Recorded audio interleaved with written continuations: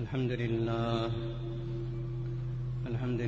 نحمده ونستعينه ونستغفره ونؤمن به ونتوكل عليه ونعوذ بالله من شرور أنفسنا ومن سيئات أعمالنا من يهده الله فلا مضل له ومن يضلله فلا هادي له ونشهد أن لا إله إلا الله وحده لا شريك له ونشهد أن سيدنا ونبينا ومولانا محمدا عبده ورسوله قال الله تبارك وتعالى أعوذ بالله من الشيطان الرجيم بسم الله الرحمن الرحيم ذلك بأن الله لم يكن مغيرا نعمة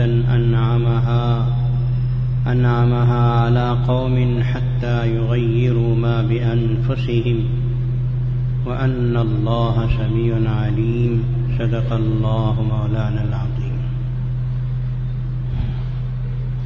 محترم حاضرین،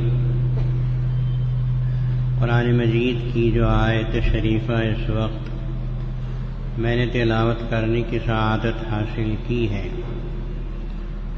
یہ سورہ انفال کی ایک آیت شریفہ ہے۔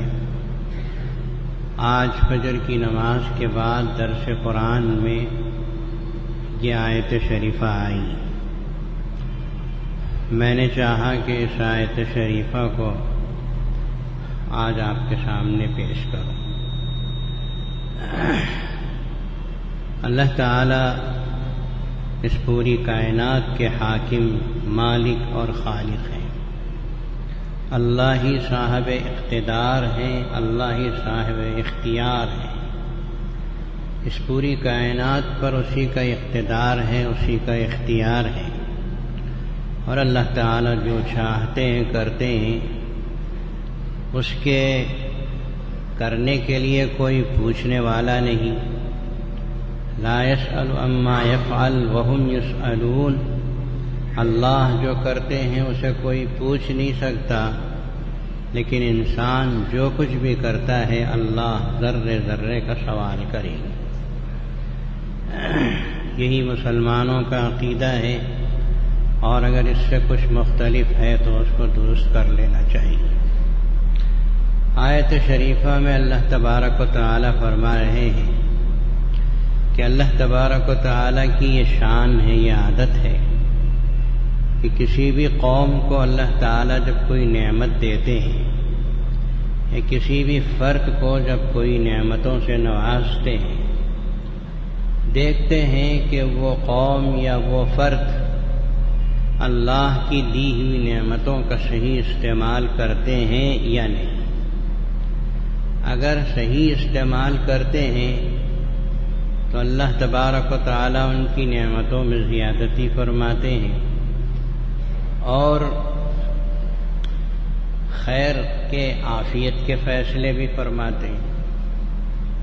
اور اگر اللہ کی دی ہوئی نعمت کا غلط استعمال ہوتا ہے، جیسے اللہ نے مال دیا، دولت دی، حکومت دی، امارت دی، سلطنت سے نوازا، اگر صحیح استعمال ہوتا ہے تو اللہ تعالیٰ خیر کے فیصلے کرتے ہیں، اور اگر غلط استعمال ہوتا ہے تو پھر اللہ تبارک و تعالیٰ ان نعمتوں کو چھین بھی لیتے ہیں، اور پھر اللہ تبارک و تعالیٰ ان کے اوپر اپنا عذاب بھی اتارتے ہیں۔ جو آدمی لاکھوں روپے اپنی بچوں کی شادیوں میں خرچ کرتا تھا، بے دریغ اسراف کرتا تھا، کبھی ایسا بھی ہو سکتا ہے کہ اللہ کی ناراضگی کی بنا پر آگے چل کر ایک چائے کی کپ کے لیے وہ محتاج ہو جائے۔ یہ کوئی نئی بات نہیں، لوگوں نے دیکھا ہے اپنی آنکھوں سے، ہم نے بھی دیکھا ہے کہ جو لوگ لاکھوں میں کھیلتے تھے وہ ایک چائے کی پیالی کے لیے ترستے ہیں اور چاہتے ہیں کہ کوئی ان کو ایک پیالی چائے پلا دے۔ یہ اللہ تبارک و تعالیٰ کے فیصلے ہیں، اور اللہ کسی پہ ظلم نہیں کرتے۔ سمجھ میں آتا ہے؟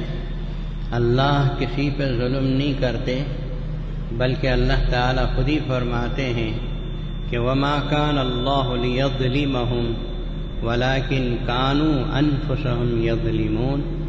اللہ اپنے بندوں میں کسی پہ ظلم نہیں کرتے کہ بلکہ اب بندے اپنے اعمال کی وجہ سے اپنے اوپر ظلم کرتے ہیں، ایسے کام کرتے ہیں جس کی وجہ سے اللہ تبارک و تعالیٰ ان کی نعمتوں کو چھین لیتے ہیں، اور آدمی پریشان ہوتا ہے کہ میں ایسا تھا، میں اس طرح سے تھا، ایسا ہو گیا۔ یہاں تک رکتا کیوں ہے؟ آگے بھی ذرا سوچو کہ ایسا تھا، ایسا ہو گیا، کیوں ہو گیا، کس وجہ سے یہ تبدیلی آ گئی، یہ سوچنے اور سمجھنے کی بات ہے۔ اللہ تعالیٰ فرماتے ہیں کہ وما ذلك بأن اللہ لم يكن مغیرا نعمة انعمها على قوم حتى يغيروا ما بأنفسهم۔ کسی نعمت کو اللہ تبارک و تعالیٰ چھینتے نہیں، بدلتے نہیں، یہاں تک کہ آدمی خود ہی بدلنا شروع کر دے، اللہ کی نعمتوں کا غلط استعمال شروع کر دے، تو پھر تو اللہ تبارک و تعالیٰ کے پاس بھی تبدیلی کے فیصلے اترنا شروع ہو جاتے ہیں۔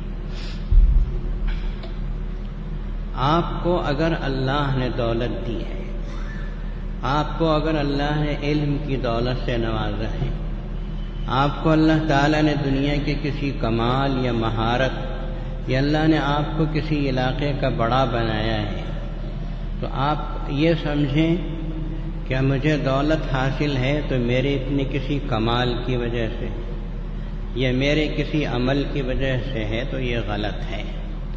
بلکہ اللہ کسی کو مال دیتے ہیں تو اپنے فضل سے دیتے ہیں، کسی کو حکومت ملتی ہے، امارت ملتی ہے تو وہ اللہ کے فضل سے ملتی ہے۔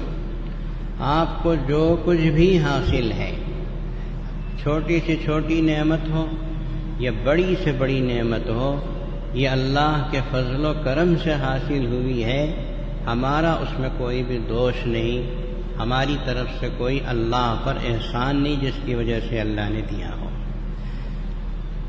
اب ہمارا فریضہ یہ ہے کہ اللہ تبارک و تعالیٰ اپنے فضل و کرم سے جو ہم کو نوازا ہے، اس کا استعمال صحیح ہو، اس کا استعمال اللہ کی مرضی کے مطابق ہو، اس کا استعمال نبی پاک صلی اللہ علیہ وسلم کی تعلیمات کے مطابق ہو۔ اگر ہوگا تو اللہ کے فضل سے دی ہوئی نعمت اور بڑھتی جائے گی اور بڑھتی جائے گی، اور اگر غلط استعمال ہوتا ہے تو پھر اللہ تبارک و تعالیٰ اپنے فیصلے نازل فرمائیں گے۔ قارون کو اللہ تبارک و تعالیٰ نے دولت دی تھی، سبھی جانتے ہیں، قرآن مجید نے خود ہی کہا کہ لَتَنُوءُ بِالْعُصْبَةِ أُولِي الْقُوَّةِ، اللہ نے اتنی دولت دی، اتنے خزانے اس کو دیے کہ خزانوں کا اندازہ اس سے لگایا جا سکتا ہے کہ اس کے خزانوں کی کنجیاں اٹھانے کے لیے بڑے بڑے پہلوان مقرر تھے جو کنجیاں اٹھا کے چلتے تھے۔ جس کی کنجیاں اتنی ہوں کہ اسے اٹھانے کے لیے بڑے بڑے پہلوان مقرر ہوں، تو اندازہ لگاؤ کہ اس کے خزانوں کی انتہا کیا ہوگی، کتنا اللہ نے اس کو دیا ہو۔ زمین پہ چلتا تھا تو مفسرین کرام نے لکھا ہے کہ زمین کے اندر کے خزانے اسے آواز دیتے تھے کہ ہم یہاں ہیں، ہم کو نکال لیتا تھا، اور پھر اس نے جمع کیا، اللہ نے خوب دیا۔ یہ اللہ نے قارون کو جو دیا تھا کس لیے دیا تھا؟ اس کا کوئی اپنا ذاتی عمل تھا؟ نہیں۔ اس کا کوئی ذاتی کمال تھا؟ نہیں۔ جو کچھ تھا وہ اللہ کا فضل تھا۔ اس لیے اللہ تعالیٰ نے حضرت سیدنا موسیٰ علیہ السلام سے کہا کہ جاؤ قارون سے زکوٰۃ وصول کرو، زکوٰۃ وصول کرو۔ اور جب زکوٰۃ وصولی کی بات قارون کے کانوں تک پہنچی تو پتہ ہے قارون نے کیا کہا تھا؟ قرآن مجید نے اس کو نقل کیا ہے، قال انما اوتیتہ علی علم عندی۔ یہ قارون کوڑ مغز بے وقوف آدمی، اس نے یوں کہا کہ انما اوتیتہ علی علم عندی، یہ پورا خزانہ میں اپنے علم کے زور پہ حاصل کیا ہوں۔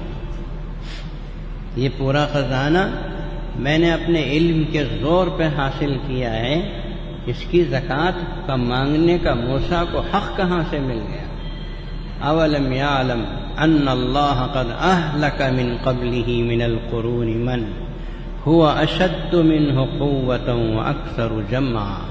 قارون کو پتہ نہیں کہ ایسے ہم نے دنیا میں کتنے لوگوں کو برباد کر دیا جو اس سے زیادہ دولت بھی رکھتے تھے، اس سے بڑی بڑی جماعتیں بھی رکھتے تھے۔ تو اس نے یوں کہہ دیا کہ میں نے اپنے زور بازو سے، اپنے علم سے حاصل کی ہوئی دولت، اس کی زکوٰۃ مانگنے کا موسیٰ کو کیا حق ہے؟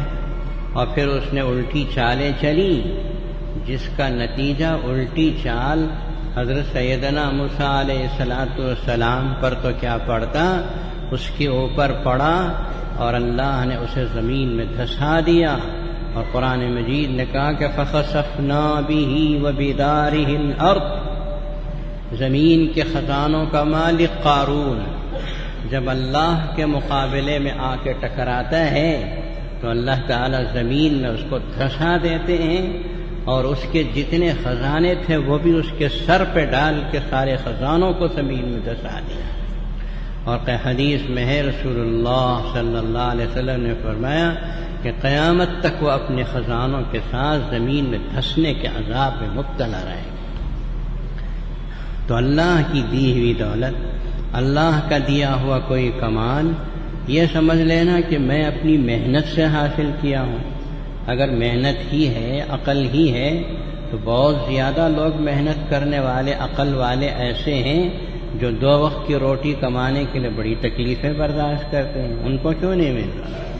جو کچھ ملتا ہے اللہ کے فضل سے ملتا ہے میرے بھائیوں۔ آدمی اپنے کمال سے کچھ بھی حاصل نہیں کرتا، اللہ اپنے فضل سے دیتے ہیں۔ یہ آسمانوں اور زمینوں کا خالق و مالک جس کے گھر میں ہم اور آپ بیٹھے ہوئے ہیں، اس اللہ کا فضل ہے۔ ہر چیز، ہر دولت، ہر پیسہ اللہ کی دولت ہے۔ اس کو صحیح استعمال کرو، خیر کے فیصلے آسمان سے اتار لو۔ اگر اس کو غلط استعمال کرو گے تو آسمان سے تمہارے لیے، ہمارے لیے اللہ نہ کرے شر کے فیصلے بھی اتر سکتے ہیں۔ یہ آیت شریفہ جو میں نے تلاوت کی، اللہ نے اس کو بڑی حکومت و سلطنت سے نوازا تھا۔ اللہ نے اس کو لمبی چوڑی حکومت دی، کہتے ہیں کہ 300 سال تک دنیا میں زندہ رہا۔ دولت تو، حکومت تو، امارت تو کوئی انتہا نہیں تھی۔ مصر کا اپنے آپ کو رب کہتا تھا، اور قرآن مجید نے نقل کیا اور یوں کہا کرتا تھا هذه الانہار تجری من تحتی، لوگوں یہ جو نہریں چلتی ہیں، دریائے نیل چلتی ہیں، کہ مصر کی بڑی بڑی نہریں جو چلتی ہیں میرے حکم سے چلتی ہیں۔ ارے واہ! آدمی پدی کا شوربہ کیا، جب اڑنے لگتا ہے تو چپل کے تسمے کی طرح اڑنا شروع کر دیتا ہے۔ یہ نہریں میرے حکم سے چلتی ہیں۔ اس نے اعلان کیا انا ربکم الاعلی، میں ہی تمہارا سب سے بڑا رب ہوں، میرے سامنے سجدہ کرو۔ دیکھتے نہیں کتنی بڑی حکومت ہے میری؟ تم دیکھتے نہیں کہ اللہ نے کتنی بڑی سلطنت سے مجھے نوازا اور خزانوں کا مالک مجھ کو بنایا؟ یہ سب سلطنت، یہ حکومت، یہ امارت، یہ دولتیں کس نے دی تھیں اس کو؟ اللہ نے اپنے فضل و کرم سے تو دے دی۔ اللہ نے اپنے فضل سے اس کو نوازا تھا، اس نے یہ سوچا نہیں، بلکہ برابر اللہ کے مقابلے میں آ کے کھڑا ہو گیا۔ کیا؟ میں ہوں اللہ، میں ہوں اللہ۔ اس نے اللہ کو بھلا دیا اور بھلا کر اپنی منمانی شروع کر دی۔ اللہ تبارک و تعالیٰ بھی ڈھیل دیتے ہیں۔ دنیا میں اللہ جو ڈھیل دیتے ہیں اس کی وجہ سے انسان بے وقوفی کر بیٹھتا ہے، یوں سمجھ جاتا ہے کہ اب مجھے کوئی پوچھنے والا نہیں، چاہے جو میں کر لوں، جو جی میں آئے چاہے کر لوں، کوئی پوچھنے والا نہیں۔ یہی اس نے کیا، لوگوں سے سجدہ کرایا۔ موسیٰ علیہ السلام اپنے بھائی پیغمبر حضرت ہارون علیہ السلام کے ساتھ سامنے آئے، کہا کہ تو کب سے رب بن گیا؟ تو کیسے خدا بن گیا؟ قال فمن ربکما یا موسیٰ، فرعون نے کہا کہ موسیٰ اگر تم مجھے خدا نہیں مانتے تو پھر کون ہے تمہارا رب؟ کہاں ہے بتاؤ مجھے، میں تو یہ بیٹھا ہوں کرسی کے اوپر، میں رب ہوں، مجھے دکھاتا ہوں، میں دکھاتا ہوں، تمہارا رب کہاں ہے؟ قال فمن ربكما یا موسیٰ قال ربنا الذي اعطى كل شيء خلقه ثم هدى۔ حضرت سیدنا موسیٰ علیہ السلام نے فرمایا کہ ہمارا رب تو وہ ہے جس نے کائنات کی ہر چیز کو پیدا کیا اور اس کو زندگی گزارنے کا طریقہ سکھایا ہے۔ رب السماوات والارض وما بینہما، ہمارا رب تو وہ ہے جو آسمان اور زمین اور اس کے درمیان جو کچھ ہے اس کا رب ہے، پالنہار ہے۔ اور کئی طرح سے سمجھایا، لیکن فرعون مان کر نہ دیا تو اللہ تبارک و تعالی نے 9 قسم کے عذاب بھیجے، 9 قسم کے عذاب بھیجے۔ کھانے بیٹھتے تھے تو پورا کھانا خون بن جاتا تھا، موسیٰ علیہ السلام کے سامنے ہاتھ جوڑ کے دعا کرنے کے لیے کہتے، جب یہ عذاب ہٹتا تو پھر سرکشی اور طغیانی۔ پھر کھانے کا ایک عذاب آیا، کھانے بیٹھتے تھے تو مینڈک آ کے کھانے میں بیٹھ جائے، ہزاروں قسم کے مینڈک۔ اب کھانا کھائیں گے تو کیسے کھائیں گے؟ اللہ کی بھی شان عجیب ہے۔ اللہ تبارک و تعالی نے قبطیوں کے لیے جو عذاب اتارا، بنی اسرائیل کو اس سے الگ رکھا۔ بنی اسرائیل پانی پی رہے تو پانی پیتا تھا، لیکن قبطی فرعون کے لوگ اگر پانی پیتے تھے تو پانی ان کے منہ تک پانی رہتا تھا، جب اندر جانے کا موقع ہوتا تو خون بن جاتا۔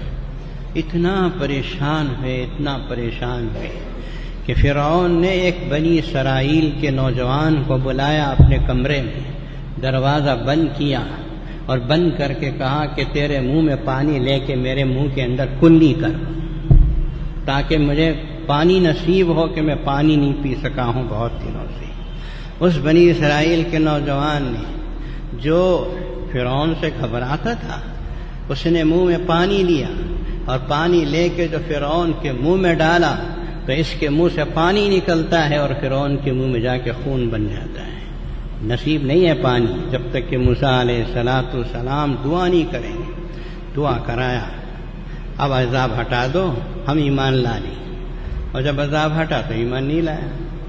9 اس طرح کے وَلَقَدْ آتَيْنَا مُوسَىٰ 9 آیات بینات بنی اسرائیل کے اندر موجود ہے، سورہ بنی اسرائیل میں، کہ اللہ تبارک و تعالی نے اس طرح 9 عذابات دے دیے، لیکن وہ نہیں مانا، کہتا رہا یہ حکومت و سلطنت و امارت میری ہے، میں اپنے آپ کو رب کہتا ہوں، رب کہتا ہوں۔ اس نے اللہ کی دی ہوئی نعمتوں کو ٹھکرا کر اس نے یہ بات ٹھکرا دیا کہ اللہ کی دی ہوئی ہے، اپنی ذاتی ملکیت سمجھ کر منمانی کیا، تو اللہ تبارک و تعالی نے یہ آیت سے پہلے بھی کہا، بعد میں بھی کہا کہ کدأب آل فرعون والذین من قبلهم کفروا بآیات اللہ فأخذهم اللہ بذنوبهم ان اللہ قوی شدید العقاب۔ فرعون اور فرعون کے ساتھیوں نے اپنے پروردگار کا کفر کیا، انکار کیا، تو اللہ تبارک و تعالی نے ان کو ہلاک کر دیا۔ اور اللہ کہتے ہیں، ذرا غور سے سنو، ان اللہ قوی، ان اللہ قوی، اللہ سب سے زیادہ طاقتور ہیں، سمجھ کے رکھو اسے۔ ان اللہ قوی، میرا اور آپ کا پروردگار کوئی معمولی قوت کا مالک نہیں ہے۔ ان اللہ قوی شدید العقاب، سخت قسم کے عذاب کا بھی مالک ہے، اگر بگڑو گے تو اللہ بھی بگاڑ بتائیں گے کہ کس طرح سے اس کا عذاب ہے۔ یہ آیت ہے۔ پھر اس کے بعد ذالک بان اللہ لم یکن مغیرا نعمت، اس کے بعد والی آیت میں پھر فرعون کا تذکرہ، کدأب آل فرعون والذین من قبلہم کذبوا بآیات ربی۔ یہاں انداز دوسرا ہے کہ انہوں نے اللہ کی آیتوں کا، موسیٰ علیہ السلام کے دست مبارک سے دیے ہوئے معجزات کا انکار کیا، جھٹلایا، تو اللہ تبارک و تعالی فرماتے ہیں کہ فأخذهم اللہ بذنوبہم، اللہ تبارک و تعالی ان کے گناہوں، کفر و شرک کی وجہ سے پکڑا، لے جا کے دریائے نیل کے اندر ڈبو کے غرق کر دیا، برباد کر دیا۔ فرعون کا دبدبہ اتنا تھا بنی اسرائیل کے اوپر، جو حضرت سیدنا موسیٰ علیہ السلام نے فرمایا کہ فرعون تو ڈوب گیا، فرعون کے ساتھی ڈوب گئے، اب تمہیں کوئی ستانے والا نہیں ہے۔ تو بنی اسرائیل نے کہا نہیں موسیٰ، ہم تو ماننے کے نہیں جب تک کہ فرعون کی لاش کو اپنی آنکھوں سے نہیں دیکھیں گے۔ دبدبا اور ڈر اتنا، خوف اتنا تھا کہ اس کی لاش کے دیکھنے پر اصرار کیا، تو اللہ تبارک و تعالی نے دریائے نیل کو حکم دیا کہ اس کی لاش کو اٹھا کے باہر پھینک۔ اپنی آنکھوں سے انہوں نے اپنے آپ کو خدا کہنے والے شخص کی لاش کو دیکھا، اور اللہ تبارک و تعالی فرماتے ہیں فَالْيَوْمَ نُنَجِّيكَ بِبَدَنِكَ لِتَكُونَ لِمَنْ خَلْفَكَ آیَةً۔ فرعون کو خطاب کر کے اللہ تبارک و تعالی نے فرمایا دیکھ تیرے جسم کو اور تیری لاش کو ہم قیامت تک محفوظ رکھیں گے۔ لوگ مرتے ہیں، دفن کر دیتے، بات ختم ہوگی، زمین میں چلا گیا، ختم ہو گیا۔ لیکن اللہ تعالی نے فرعون کو ڈبویا، اور ڈبو کے اس کی لاش کو باہر نکال کر اللہ فرماتے ہیں اس شخص کی لاش کو ہم قیامت تک محفوظ رکھیں گے۔ فَالْيَوْمَ نُنَجِّيكَ بِبَدَنِكَ لِتَكُونَ لِمَنْ خَلْفَكَ آیَةً۔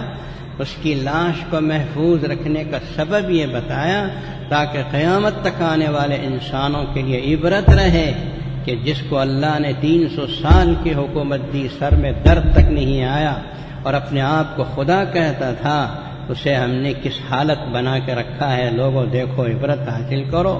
میں نے اپنی آنکھوں سے اس کی لاش کو مصر کے میوزیم میں دیکھا، اور دیکھ کر ایک کپ کپی جسم پہ طاری ہو گئی۔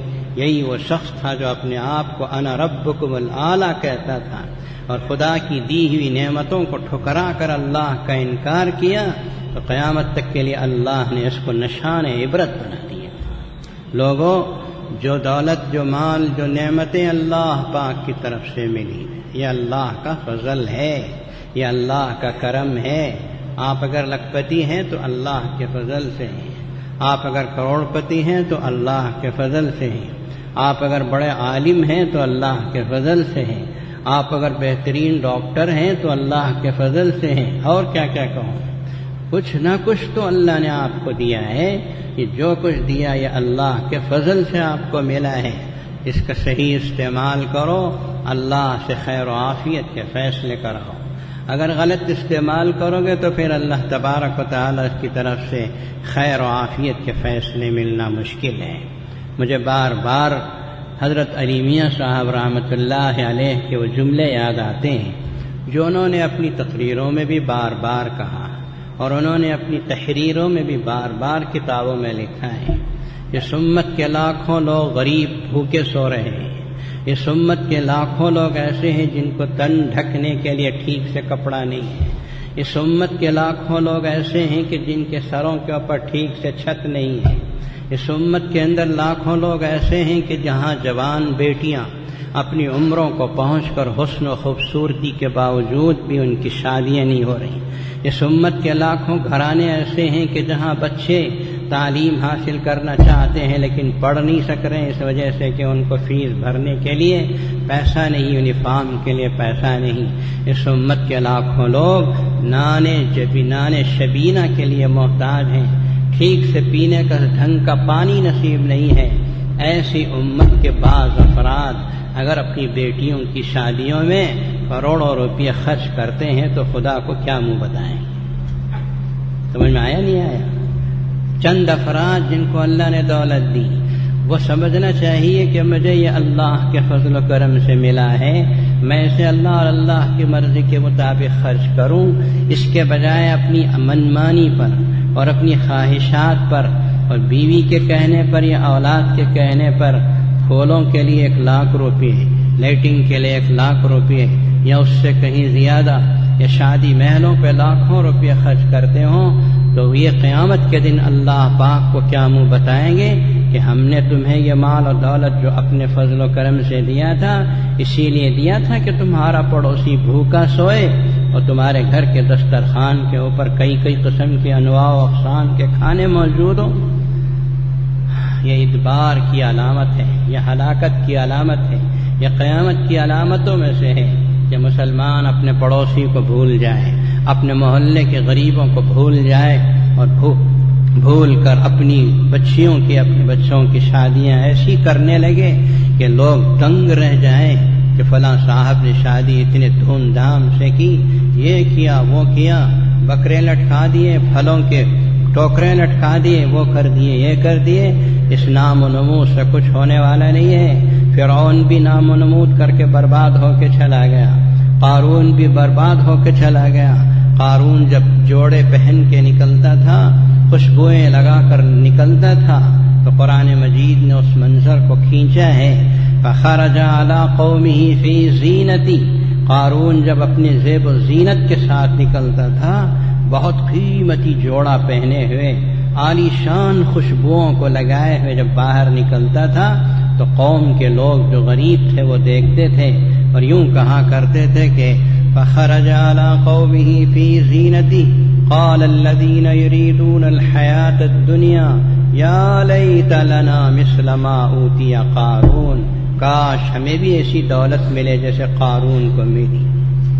یا لیت لنا مثل ما اوتی قارون انہ لذو حظ عظیم، وہ تو بڑے مزے میں ہے، صبح کو ایک جوڑا، دوپہر کو ایک جوڑا، شام کو ایک جوڑا، خوشبوئیں عجیب و غریب قسم کی، اس کے سواری کے گھوڑے کیسے، اس کے پیچھے چلنے والے کیسے، جو دنیا دار تھے، غریب لوگ تھے، وہ اس طرح کی باتیں کرتے تھے۔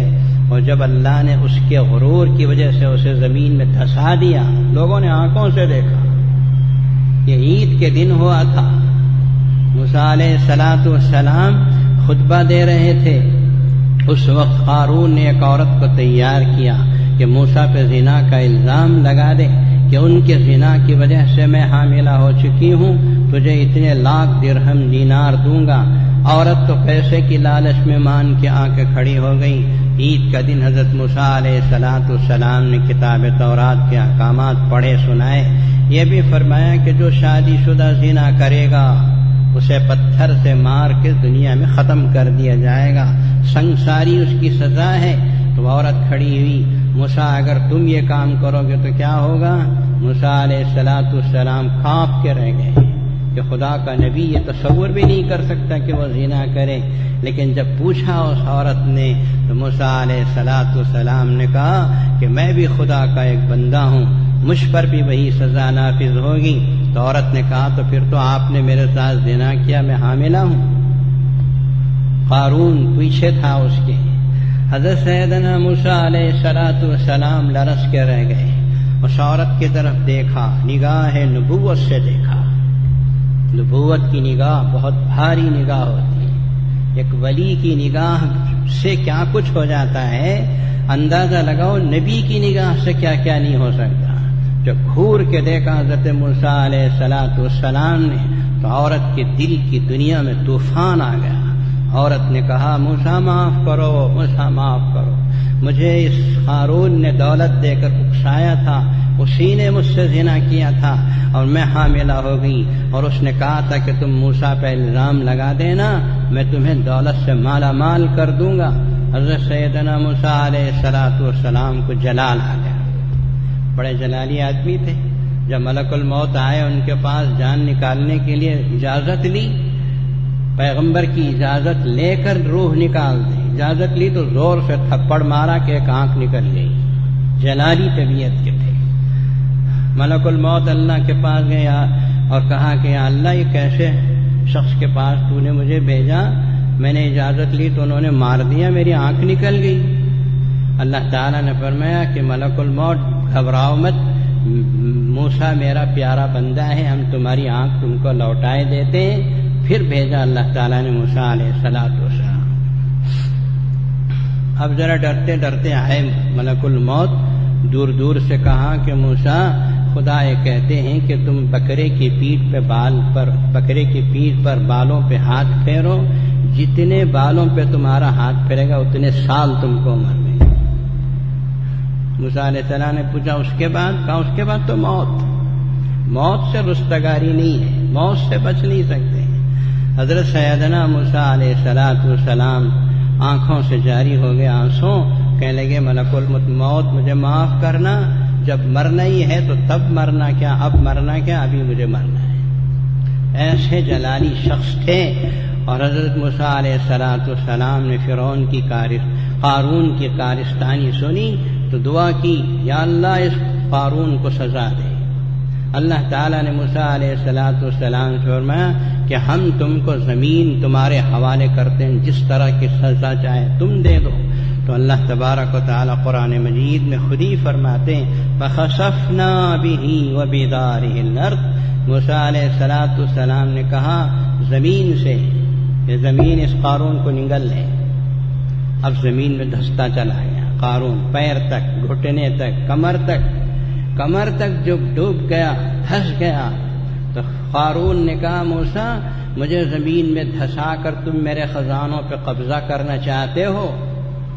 حضرت موسیٰ علیہ السلام نے فرمایا یا اللہ اس مردود کے خزانوں کو اس کے سر کے اوپر ڈال کے زمین میں دھسا دے۔ تو دھستا جا رہا۔ تو یہ تو سارے لوگوں نے اپنی آنکھوں سے دیکھا تھا جو عید کے موقع پہ آئے تھے۔ اب لوگوں نے دیکھا کہ جو قیمتی جوڑے پہن کے نکلتا تھا لوگ اسے دیکھ کے آہیں بھرا کرتے تھے۔ اب کہنے لگے یا اللہ اسی دولت سے ہم کو کوئی واسطہ نہیں جس کا انجام یہ ہو۔ ایسی دولت لے کے ہم کو کیا کرنا ہے؟ قناعت کی زندگی گزارو، حلال کی روٹی زندگی میں حاصل کرو، اللہ کرو، اللہ کا ڈر اور خوف پیدا کرو۔ تھوڑی سی کمی ہوتی ہے تو اللہ کا شکریہ ادا کرو، یا اللہ تیرا شکر ہے کہ تو نے حلال روٹی عطا فرما دی۔ ہمیشہ اپنی زبان سے یوں دعا کرو اللہم انا نسألک العفو والعافیہ، اے اللہ ہم اپنے گناہوں کی معافی بھی چاہتے ہیں اور زندگی میں عافیت بھی چاہتے ہیں، نہ گناہ تو ہوتے ہی ہیں، اس کی معافی چاہیے، اور پھر زندگی کے اندر عافیت بھی چاہیے کہ گھر سے باہر نکلوں، چلتے چلتے پیر ٹوٹ گیا اور پیر ٹوٹ کر گھر کے اندر بیمار پڑا ہوا ہے، نہ کمانے کے لیے جا سکتا ہے اور نہ نماز ٹھیک سے کھڑے ہو کے پڑھ سکتا ہے۔ ایسی بے عافیت کی زندگی میں کیا مزہ ہے؟ اللہم انا نسألک العفو والعافیہ۔ لوگوں کے اندر حسد پیدا ہونے سے حفاظت کے لیے دعا مانگو، لوگوں کے شر والی آنکھوں سے پناہ مانگو۔ دنیا کے اندر جینا ہے تو اللہ کو راضی کر کے جینا ہے، اس کی دی ہوئی نعمتوں کو اس کی مرضی کے مطابق استعمال کرنا ہے، یہی چیز اللہ کو پسند ہے۔ اپنی منمانی زندگی اگر کوئی گزارے گا تو یقیناً اللہ تبارک و تعالیٰ کے پاس اسے جواب دینا پڑے گا کہ مجھے اللہ نے دولت دے دی، خوب دولت دے دی، ایک کروڑ پتی آدمی۔ اب اس آدمی کو یہ سوچا کہ میں اپنا گھر بناؤں، گھر بن جاتا تھا، 10 لاکھ میں گھر بن کے اس کے بیوی بچے آرام سے رہ سکتے تھے، لیکن اس شخص نے 10 لاکھ کے بجائے 15 کروڑ میں گھر بنایا۔ کتنے میں بنایا؟ 15 کروڑ میں گھر بنایا۔ 15 کروڑ، میں نے کہا کہ آپ نے 15 کروڑ میں خرچ کیا کیا ہے؟ ذرا دیکھوں تو صحیح، کہیں ایسا تو نہیں کہ سٹی مارکیٹ سے کنٹونمنٹ تک کا اتنا بڑا گھر بنا دیا ہو؟ اتنی بڑی سائٹ تو کہیں ہے ہی نہیں۔ انہوں نے کہا نہیں حضرت، سائٹ تو 100 اور 60 کی ہی ہے۔ سائٹ کتنی ہے؟ 100 اور 60 ہی کی سائٹ ہے۔ اتنے چھوٹے سے رقبے پر بنگلہ بنانے کے لیے 15 اور 20 کروڑ روپے تک خرچ ہو گئے۔ وہ اس طرح سے کہ 100 روپے کا نل جہاں لگ سکتا تھا وہاں میں نے 1 لاکھ روپے کا نل لگایا۔ کیا لگایا؟ تو کیا سننے کا پانی آتا کیا اس میں سے؟ پانی تو وہی آئے گا جو کارپوریشن کا آتا ہے۔ یہ اسراف کیوں؟ یہ اللہ کی نعمت کی ناقدری ہے۔ غریبوں کا حق چھین کر اپنے بنگلوں میں ڈالتے ہو، کیا جواب دو گے اللہ تبارک و تعالیٰ کو قیامت کے دن؟ ایسے ہی اپنے بچیوں کی شادیاں کرتے ہیں۔ اللہ آپ کی بچیوں کو آباد رکھے، آپ کے اولاد کو خوش و خرم رکھے، لیکن یہ آباد رکھنے اور خوش و خرم رکھنے کے لیے اللہ سے معاہدے کی ضرورت ہے۔ اللہ نے آپ کو دیا ہے، کچھ غریبوں کے لیے بھی خرچ کرو، غریبوں کا بھی خیال رکھو، اسراف مت کرو۔ کھانا پینا اسلام میں درست ہے، جائز ہے، لیکن 2 شرطوں کے ساتھ جائز ہے۔ رسول اللہ صلی اللہ علیہ وسلم نے ارشاد فرمایا 2 شرطیں جب تک موجود نہ ہوں، نہ آپ کا کھانا درست ہے، نہ آپ کا پہننا درست ہے۔ ایک شرط یہ ہے کہ دکھاوا نہ ہو، دوسری شرط یہ ہے کہ اسراف نہ ہو۔ رسول اللہ صلی اللہ علیہ وسلم نے فرمایا وہ ولیمہ درست نہیں، ولیمہ سنت ہے، لیکن وہ ولیمہ درست نہیں جس میں مالداروں کو بلایا جائے اور غریبوں کو دروازے کے باہر کھڑا کیا، باہر ہو جائے، کھانا بچا تو تم کو ملے گا، نہیں بچا تو چلتے رہو۔ اب کھانا کہاں بچتا ہے؟ جتنے پیسے والے کاروں میں آتے ہیں پورا گوشت کھا کے ختم کر کے چلے جاتے ہیں۔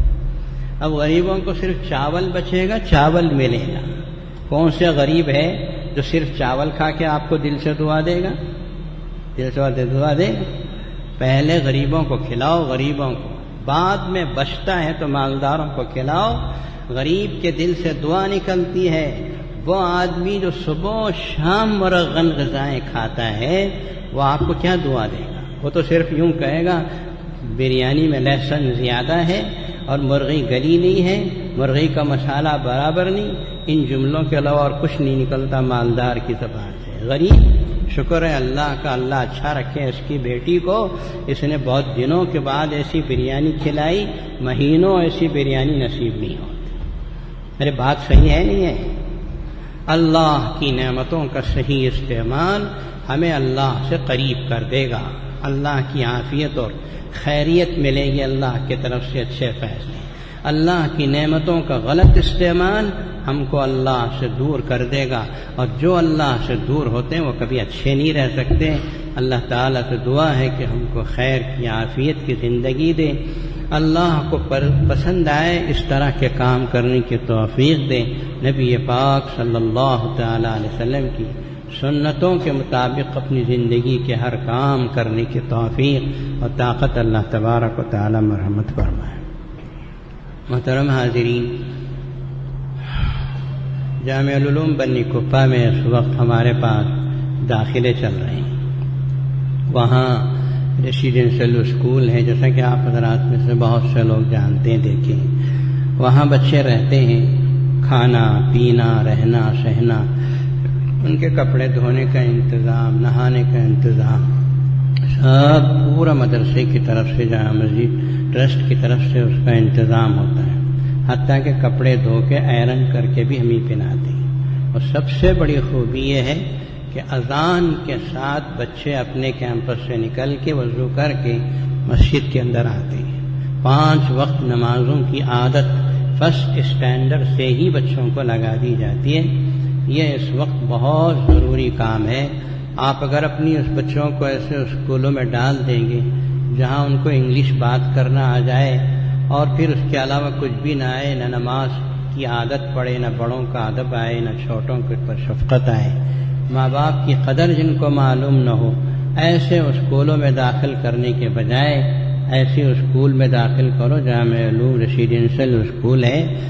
میں تمام دولت مندوں سے گزارش کرتا ہوں اور عام متوسط درجے کے لوگوں سے بھی، اپنے بچوں کو بھی داخل کراؤ، اور آپ کے پڑوس میں اڑوس میں کوئی ایسے بچے رہتے ہوں جو غریب ہیں، ان بچوں کو داخل کرا دو۔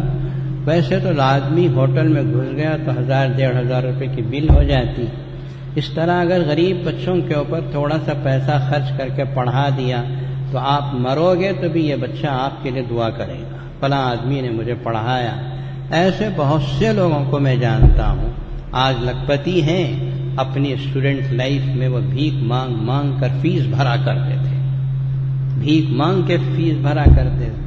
تعلیم کے لیے بھیک مانگنا غلط نہیں ہے، میں فتویٰ دیتا، مفتی نہیں ہوں میں، پھر بھی فتویٰ دیتا ہوں۔ سمجھ کے رکھو کہ تعلیم کے لیے اگر کوئی آدمی مانگ کے فیس بھرتا ہے تو وہ غلط نہیں ہے، دو، مانگنے والوں کو دو، تعلیم کے لیے دو، لیکن ہاتھ میں مت دو، اسکول میں لے جا کے چیک کے ذریعے سے دے دو کہ بچوں کو پڑھنا چاہیے، ہمارے بچوں کو ہر حال میں پڑھنا چاہیے۔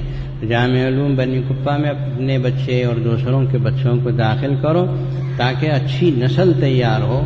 وہاں پڑھنے والے بچے نمازی، پورے ہندوستان کے ہر علاقے کے بچے وہاں رہتے ہیں، اس وجہ سے کہ بچوں کی تربیت بہت اچھی ہوتی ہے۔ ہم پوری کوشش کرتے ہیں، ہر چہارشنبے کو ظہر کی نماز کے بعد میرا تھوڑا سا بیان بھی ہوتا ہے کہ بچوں کے لیے کیا کیا دینی معلومات ضروری ہیں، اس کا بھی انتظام ہے۔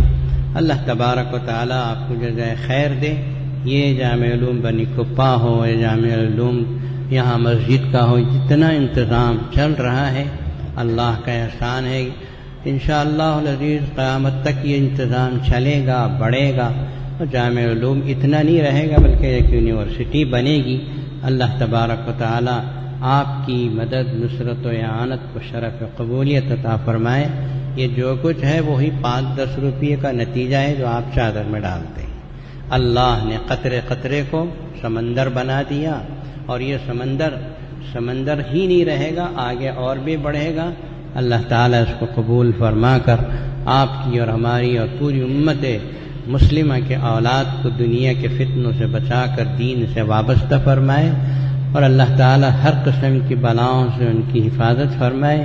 قیامت کے دن اللہ تعالیٰ نجات کے فیصلے فرمائے۔ وآخر دعوانا الحمد للہ رب العالمین۔